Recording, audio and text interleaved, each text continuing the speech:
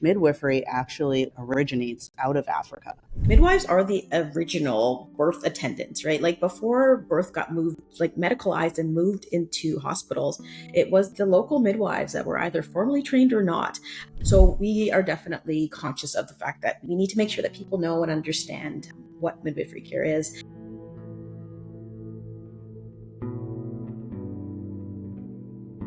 Hi, Althea. Thank you so much for joining me in the studio today. How's your day going? It's going well. Thanks. Thanks for having me. I appreciate you reaching out.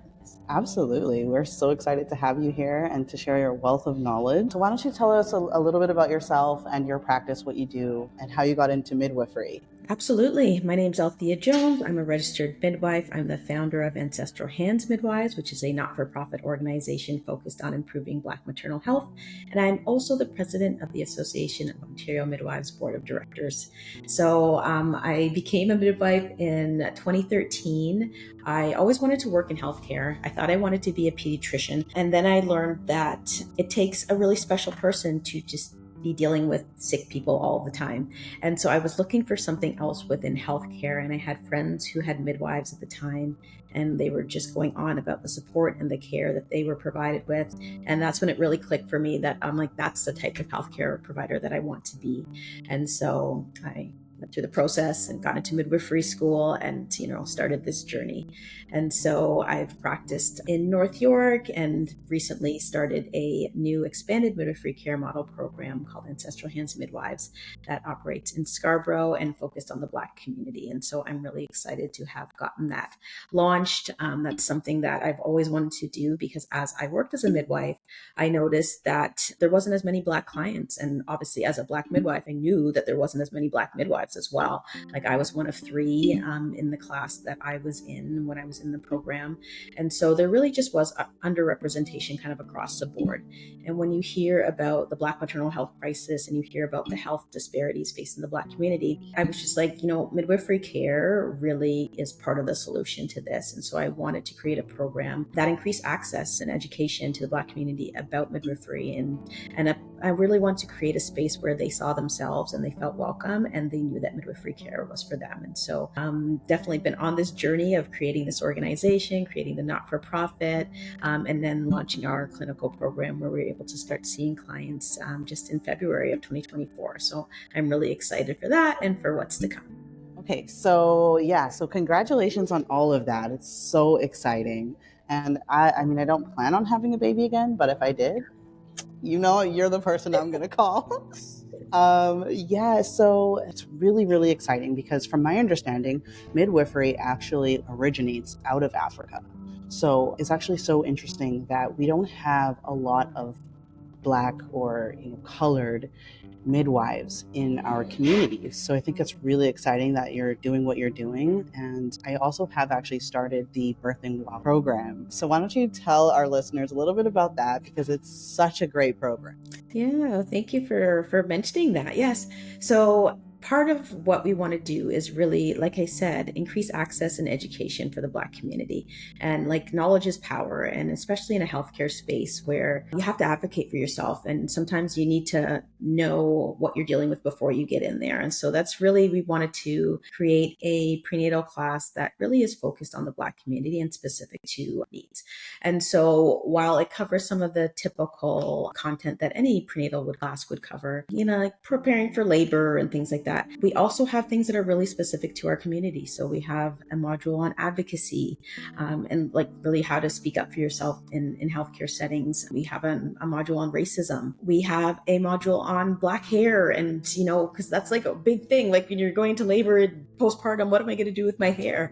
So we've really tried to cover a lot of the things that would be important to our community, put a different swing on it and make sure that there's people that look like us speaking about it, connect to a bunch of different resources. And so I'm really glad that we were able to get this launched. And it is a work in progress. So we want people to continue to go through the course. We want people to give feedback so we know kind of what we can add next. And then we also hope to offer some in-person classes and workshops as well. So that's all coming. Wow. Wonderful. Wonderful. It's funny you mentioned the hair because actually I remember the last two sessions I had with my doula right before I gave birth.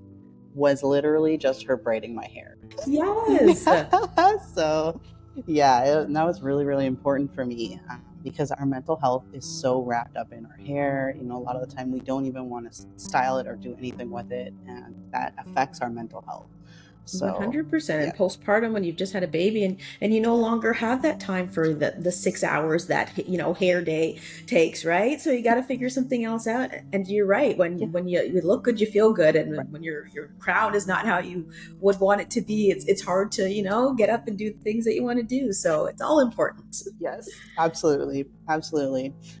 So my next question for you is actually centered around having a birth plan and also having a postpartum plan. So what Mhm. would you want our listeners to know about those two? Yeah, you know what? I think it's so important to kind of do that work beforehand and kind of just think about what you want and need during your labor and postpartum. Although everything's not necessarily going to go exactly as you want, there's things that aren't within your control, but it is important to identify, what is within your control, right? You can pick your healthcare provider to a certain extent, you can pick the environment that you're going to be in, you can pick who's going to be there to support you, and you can also have what you want and don't want to happen.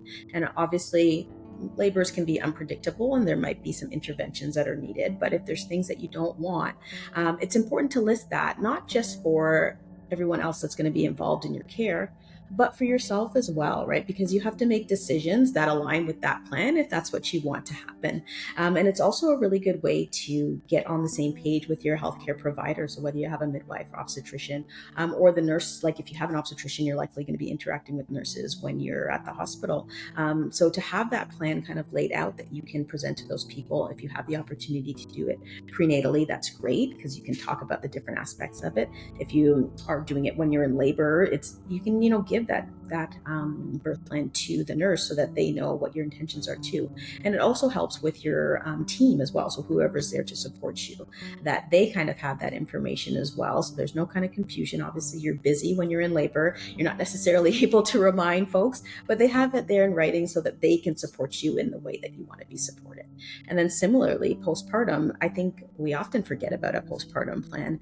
We just kind of assume that we'll just, do what we do. But that's kind of one of the most important things to do as well, is just to kind of sit down, plan it out, see what help and support you have. And if you don't have the help and support you need, figure that out prenatally, like how you're going to get that support, because I think we underestimate how big of a change it is to have a baby and what that does to your life, and how much harder it is just to do the little things like just getting out to the grocery store.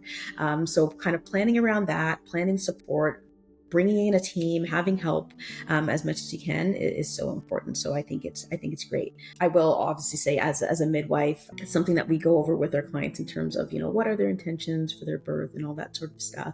And I do get a little bit nervous when people have this really long plan that pages and pages, and I'm like, because like I said, there's things that are within your control and things that aren't. And so I think that with those longer plans, especially, I spend time going through kind of, what is in your control and what isn't, and what can we do for those things that are in your control, and then educating people around those parts that aren't within their control, so that at least they have an understanding of what it might look like if they do have to get to those things. So birth planning and postpartum planning is very important, and I highly recommend that everyone put that time and effort into doing it, because it really will make the whole experience better. Yes, absolutely, absolutely. I remember I was planning with my midwives, and I really, really, really wanted to have like a water birth. So I was looking at the Markham hospital, because I it was my first baby, so I'm like, I don't really want to do a home birth. So maybe if I can get into the Markham hospital. And then my midwives told me that they weren't allowed to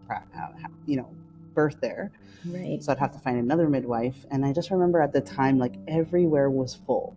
Everywhere was full. So that was another thing too.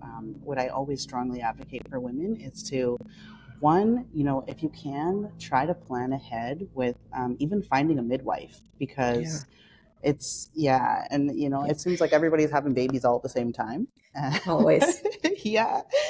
So yeah, so that's a big thing. And then like even, after my partner was very supportive, but as we know with especially in Black maternal health, there's not a lot of support in the medical field. So I was trying to, discuss even with my partner about postpartum and getting that support and things like that. And he didn't really understand himself. So it was really difficult for us to navigate that situation, which is part of the reason why I really wanted to bring you on today, because I really do want more people to learn about this. And my next question for you is how common is it where you find your patients feel like they have to pay for this service and they don't know that it's paid for through OHIP? Yeah, there are a lot of misconceptions about midwifery care. Yes, one is that you have to pay because people are comparing it to other models, and usually our closest neighbors in the United States. Like midwifery care is very different there, and it really varies, not even just like from the whole country, like from state to state is all very different. And a lot of people think that you have to pay out of pocket for a midwife, which isn't true. If you have OHIP, it's covered through OHIP. And even if you don't have OHIP, so we have some uninsured clients that are refugees or whatever the case may be, they are often also able to get midwifery care for free, because that's something that was negotiated into our contract, is that we want to be able to provide care to the uninsured, because we know that that is a population that can definitely benefit a lot from midwifery care. So for those clients to actually see a midwife, like for our services, it's free. So they do still have to pay the hospital fees, and sometimes might have to pay for some of the testing and things of that nature. But like the actual midwifery care, they don't have to pay for out of pocket. So yeah, it's a big misconception that it's out there. Midwifery is relatively new as far as regulated health professions go. Like we're at 30 years of being regulated here in Ontario, which seems like a long time, but as far as healthcare goes, it's relatively new. And so there is still a lot of education and learning that has to go on. And it actually really starts with healthcare providers, because we have a lot of folks that get information from their family doctors that, I'd have to pay for this, or no, you can't have a midwife for whatever reason. So we are definitely conscious of the fact that we need to make sure that people know and understand what midwifery care is, and, understand that, we all do have hospital privileges. So you do have the choice to do birth at home or at the hospital, because that's another thing. Some people think that you can only birth out of hospital if you have midwives, which isn't true. You have, home, hospital, or the Toronto Birth Center if you're within the geographical location. Something that you touched on earlier is that midwives do have specific catchment areas and specific hospitals. So we can't just go to any hospital. So most midwifery practices are associated with a specific hospital or two, and potentially the Toronto Birth Center if they're close enough. And so the reason why we have a geographical catchment is because we do home visits and home births. So we can't have people too spread out geographically. And so that's kind of the reason behind that. But yeah, there's a lot of misconceptions about midwifery care. And so I'm always happy to tell people about it and to clarify what exactly is true. Yeah. Wow. Yes. Thank you for that. Because, I didn't really understand the whole catchment area. And that actually makes a lot of sense. Mm-hmm. So we pretty much touched on most of my questions, but I was wondering if there's any last things that you feel like you would want people to know about what you do. Yeah, like I said, I really want the community to know that midwifery care is for everybody. So you had mentioned earlier that there's a tradition of midwifery in a lot of cultures, and like midwives are the original birth attendants, right? Like before birth got moved, like medicalized and moved into hospitals, it was the local midwives that were either formally trained or not. Usually it was just through mentorship. They followed each other around. You'd have these group of people, oftentimes women, that would attend all the people in the community for their births. And so midwifery really grew out of communities, and I'm really here to kind of bring it back, specifically to the Black community where we've kind of been disconnected from it.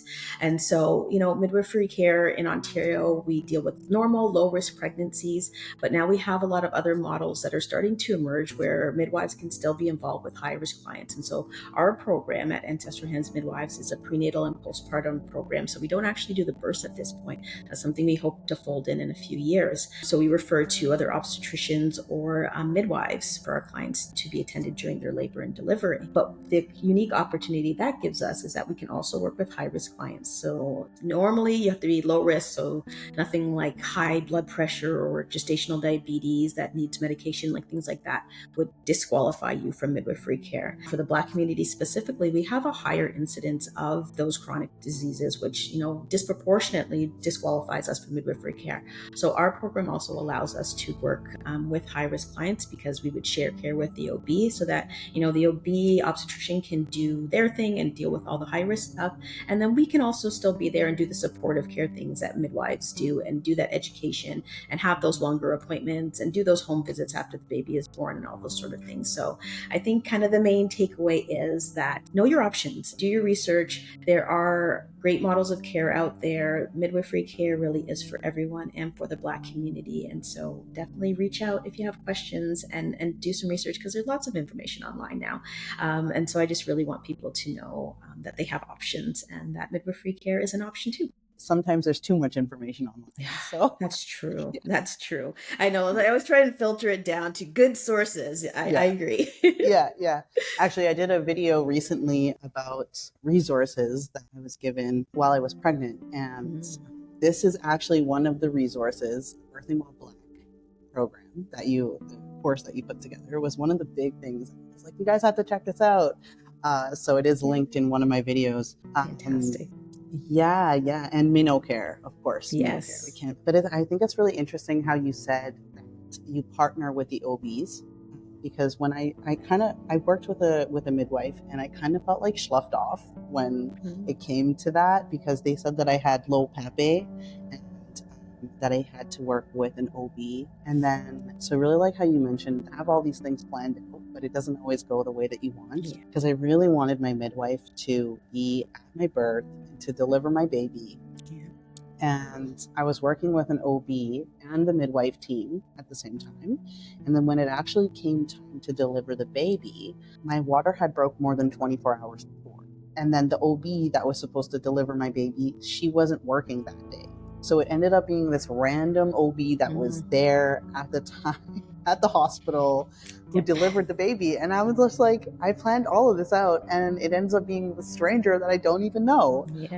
But she was really great, and the birth team was really great. I remember the one nurse was like, we're gonna have a birthday, are you ready, like let's go. And she was like the cheerleader of the team. It was so fantastic. So I'm really glad that my first birth was in a hospital, but I think now if I was to ever do it again, I would be comfortable enough to do it as a home birth.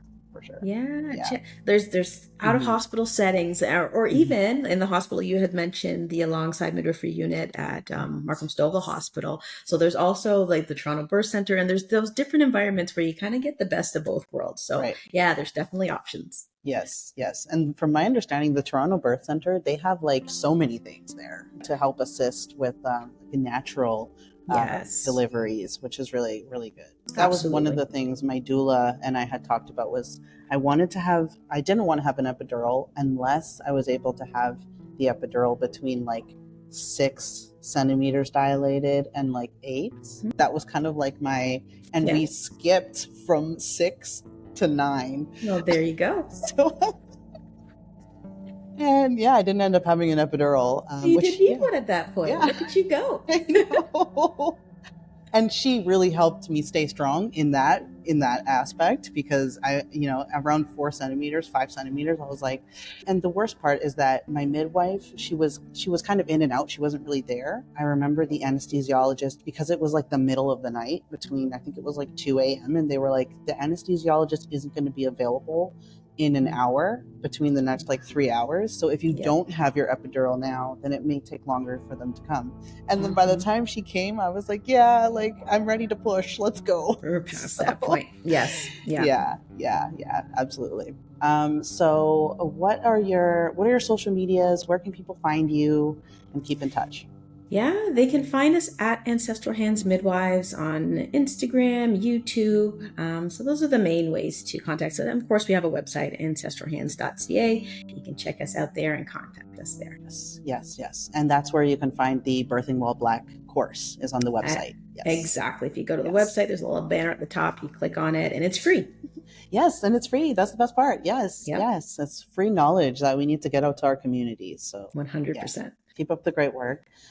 And I know your YouTube channel also has a wealth of knowledge. I've been on there and Yes. I have watched quite a few of your videos, even though I'm not pregnant anymore. That's okay. Information. And thank you for checking out the different things and sharing them, right? Because that's the thing. All these things can exist, but we need to make sure that people know about them. So thank you for amplifying the message. Yes, absolutely. Absolutely. As a community, if we stand together, then we'll have more healthy, happier babies. So that's what really matters. So absolutely. Yeah, so thank you so much for joining me today. I hope to see you again, and hopefully we can connect again. If you ever need any photography services, obviously I'm always here. I'm available. Okay.